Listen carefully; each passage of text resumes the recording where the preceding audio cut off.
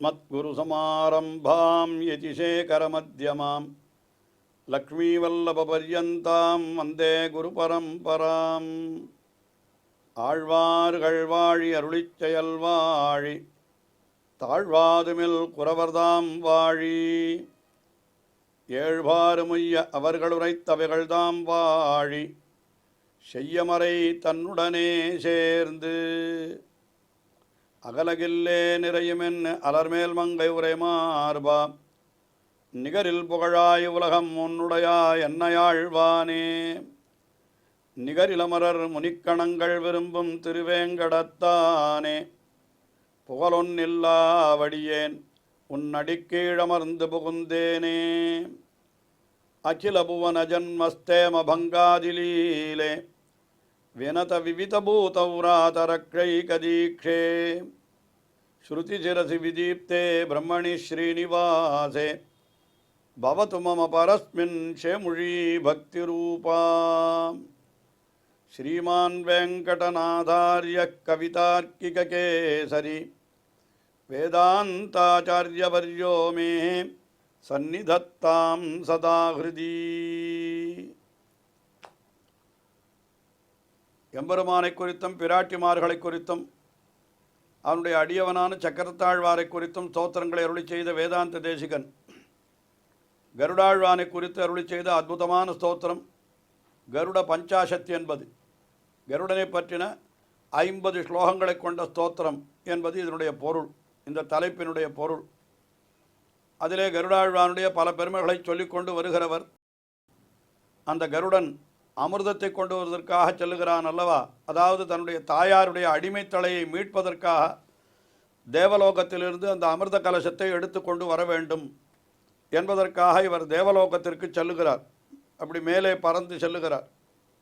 அப்படி பறந்து செல்லுகிற பொழுது அது எப்படி இருந்தது என்று அதையெல்லாம் கீழே பல ஸ்லோகங்களிலே வர்ணித்தார்.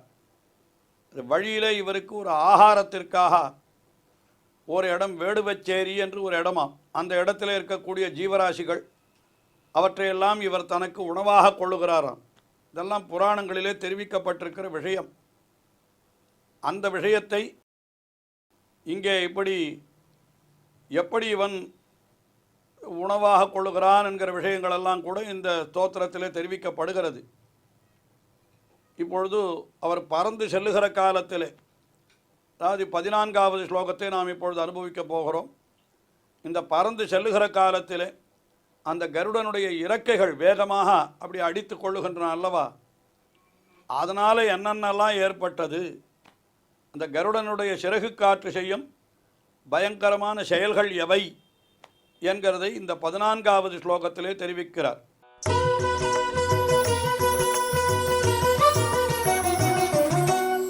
ருக்ஷாக்ஷேபதக்ஷேர் மிகிரகிமகரோத்தாள தாளாபிகாதி வேளாவாஹா கேளிலோலா விவித கனகடா கந்துகாகாதசீலா பாயான்னஹ பாதகேபியஹ பதககுலபதேஹ பக்கவிக்ஷேபஜாதஹ வாத பாதாளகேளா படஹ படுரவாரம்ப சம்ரம்பதீரஹ. இவர் வேகமாக பறந்து செல்லுகிற பொழுது என்னவெல்லாம் ஏற்படுகிறது என்று வரிசையாக சொல்லுகிறார். அதாவது ஆகாசத்தில் இருக்கக்கூடிய நட்சத்திர கூட்டங்களெல்லாம் அப்படியே சிதறி விழுகின்றனவாம். இவருடைய அந்த இறக்கையினுடைய வேகம் காரணமாக நட்சத்திரங்களெல்லாம் அப்படியே ஆகாசத்திலிருந்து சிதறி விழுகின்றனவாம். அது எப்படி இருக்கிறது என்றால் ருக்ஷாக்ஷேபதக்ஷா, இந்த நட்சத்திர கூட்டங்கள் அதுக்கு விழுவது எப்படி இருக்கிறதுன்னா, இந்த சூதாட்ட காய்கள் வைத்து ஆடுகிறவர்கள் அதை தள்ளினால் அத்தனை காய்களும் எப்படி விழுமோ அதுபோல விழுகிறதுன்றார். அவ்வளவு வல்லமை இவனுடைய நட்சத்திர, அதாவது இவனுடைய அந்த இறகுகளுக்கு அந்த பறவை சிறகுகளாலே அடித்து கொள்ளுகிறார். அந்த இதில் அவ்வளவு நடந்தது. என்ன நடந்தது, அப்படியே சூதாட்டத்தில் காய்கள் வைத்து ஆடுகின்றவர்கள் அதை தள்ளினா மொத்தம் எப்படி கீழே விழுமோ அதுபோல் நட்சத்திர கூட்டங்கள் கீழே விழுந்தன என்று சொல்கிறார். அது மட்டுமா, மிகிர ஹிமகர உத்தாலதாள அபிகாதி, சூரியன் ஒரு பக்கத்தில் இருக்கிறான், சந்திரன் ஒரு பக்கத்தில் இருக்கிறான். சாதாரணமாக சொல்லுகிற பொழுது கிழக்கிலே சூரியன் உதித்தால் சந்திரன் மேற்கிலே இருப்பான். சந்திரன் மேற்கிலே கிழக்கிலே வந்தால் சூரியன் மேற்கிலே இருப்பான் என்று வெவ்வேறு திசைகளிலே தான் நாம் பார்க்கிறோம். ஆனால் இவர் அடித்த அந்த ரெக்கையினுடைய காற்றினுடைய வேகத்தில் என்ன ஆயிற்று, சூரியன் சந்திரன் ரெண்டு பேரும் ஒரே இடத்துல வந்து அப்படியே ஒன்று மேலே ஒன்று மோதி தாளம் போடுவது போல இருந்தது என்று அதை சொல்லுகிறார். அதற்கு மேலே அடுத்தபடியாக என்ன ஆயிற்று, இவருடைய இறக்கைகள் அதெல்லாம் அப்படியே சமுத்திரத்தில் போய் தோய்ந்து எழுந்தன. அப்பொழுது பார்க்கிற பொழுது எப்படி இருந்தது அது என்னால் அது சொல்லுகிறார், வேளாவாக அக்கேளி லோலஹா, அப்படியே இந்த சமுத்திரத்தில் போய் ஜலக்கிரீடை பண்ணுவது போல, ஜலக்கிரீடை என்னால் முழுகுதல் எழுதல் என்று இதெல்லாம் பண்ணுறமோ இல்லையோ, அதுபோல் இவருடைய இறக்கைகள் அங்கே போய் அந்த நீரிலே தோய்ந்தன என்று சொல்கிறார். அதற்கு மேலே விவித கனகட்டா கந்துக ஆகாதசீலஹா, பல வகையான மேகங்களினுடைய கூட்டங்கள் அதெல்லாம் அப்படியே பந்து போல அடிக்கிறார் இவர். ரெக்கையாலே அடித்த பொழுது மேகக்கூட்டங்கள் இங்கிருந்து அங்கு செல்லுகின்றன, அங்கிருந்து இங்கு வருகின்றன என்று பார்த்தால் என்னமோ பந்தடிக்கிறா போல இருந்தது என்று இப்படி இருந்ததுன்னர்.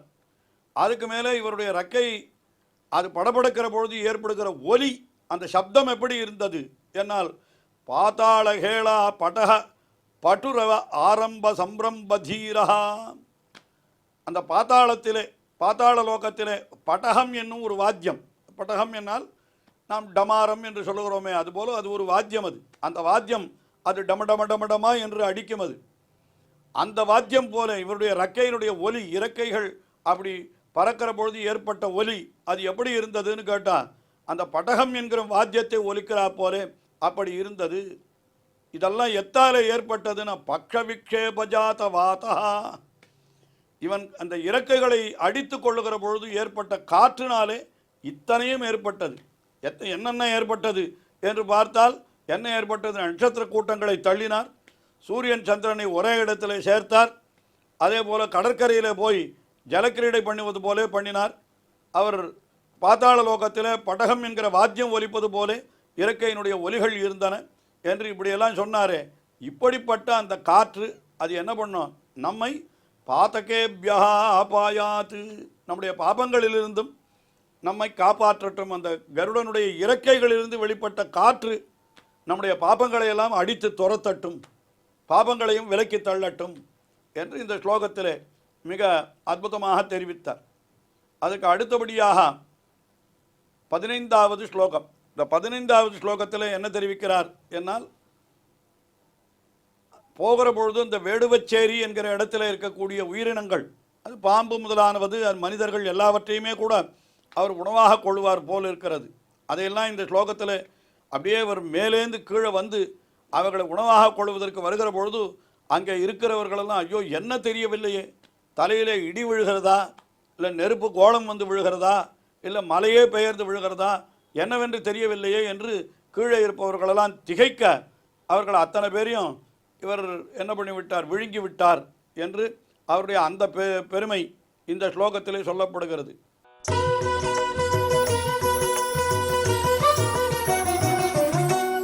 கிம் நிர்காதஹ கிமர்க்கஹ பரிபததி திவஹ கிம் சமித்தோயமௌர்வஹ கிம் ஸ்வித் கார்த்தஸ்வராத்ரிர்னனு விதிதமிதம் व्योमवर्त्मा गरुत्मान आसीदत् याजिहीर्षत् अभिबदति हरत् अत्ति हा तात हा अम्बेति आलापोद्युक्त बिल्लाकुल जठरपुटः पातुनः पत्रिनाथः.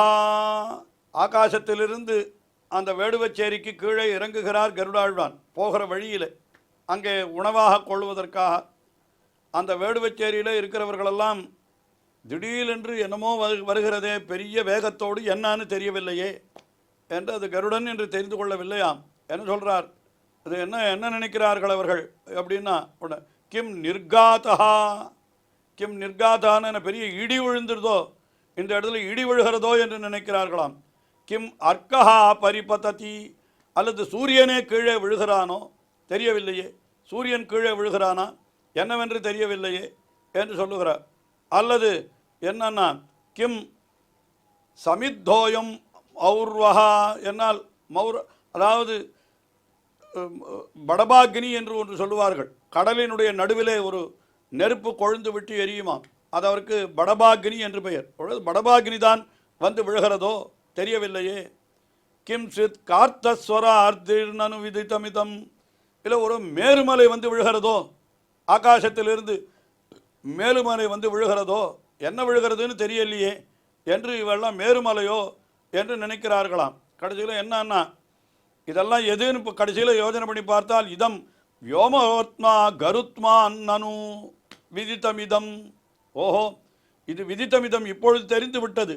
யாருன்னா வியோமவர்த்மா, ஆகாச வழியாக வருகின்ற கருடனே என்றோ இப்படி வருகிறான். இவனை பார்த்தால் இடி விழுந்ததோ, சூரியனே விழுந்ததோ, வடவாக்கினி விழுந்ததோ, மேருமலை விழுந்ததோ என்றெல்லாம் சொல்லும்படியாக அவனோ இருக்கிறது என்று சொன்னாராம். அதுக்கு மேலே இதோ வருகிறான்.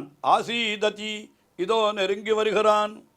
ஆஜிஹீர்ஷதி, நம்மை கொத்தி எடுக்க விரும்புகிறார். அபிபததி, நம் மேலே விழுகிறார். ஹரதி, நம்மை கொண்டு போகிறார். அத்தி, உண்ணுகிறார். எல்லாம் அங்கே இருக்கிறவா கீழே அந்த வேடுவச்சேரியில் இருக்கிறவர்கள் சொல்லக்கூடிய வார்த்தையாம் இது. அங்கே இருக்கிறவர்கள் என்ன சொல்கிறாருன்னா அத்தி ஹாதா தஹா அம்ப, ஐயோ அம்மா அப்பா என்றெல்லாம் கதறுகிறார்களாம் அவர்கள். என்னன்னா இப்படி அவர்களுடைய புலம்பல்களை எல்லாம் எழுப்புகின்றது. எதுன்னு கேட்டால் அந்த கருடாழ்வானுடைய வேகம் அப்படி வருகிற பொழுது. அப்போ பில்லாகுல ஜட்டர புட்டகா, அங்கே இருக்கிறவர்களை எல்லாம் உண்டு. அதனாலே நிறைந்த வயிற்றை உடைய அந்த பத்திரிநாதகா பக்ஷிராஜன், அந்த பக்ஷிராஜனான கருடாழ்வான் அவர் நம்மை காக்க வேண்டும் என்று அந்த கருடாழ்வானுடைய வலிமை, அவருடைய பெருமை அது இந்த ஸ்லோகத்திலே சொல்லப்படுகிறது.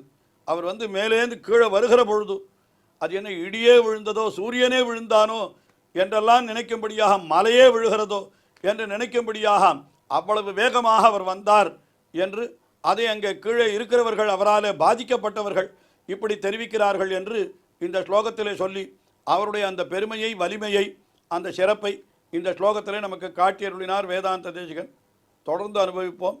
ஸ்ரீயக்காந்தாய கல்யாண நிதயே நிதயேர்த்தினாம் ஸ்ரீவேங்கடநிவாசாய ஸ்ரீனிவாசாய மங்களம். ஸ்ரீமத் சுந்தரஜாமா திருமுனிமானசவாசினே சர்வலோகநிவாசாய ஸ்ரீனிவாசாய மங்களம்.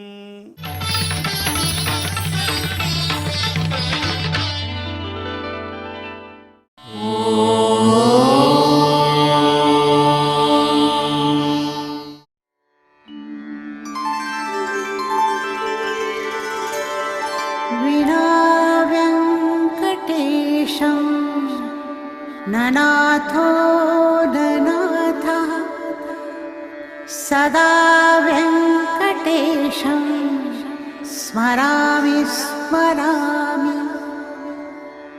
हरे वेङ्कटेश प्रसीद प्रसीद. प्रियं वेङ्कटेश प्रयच्छ प्रयच्छ.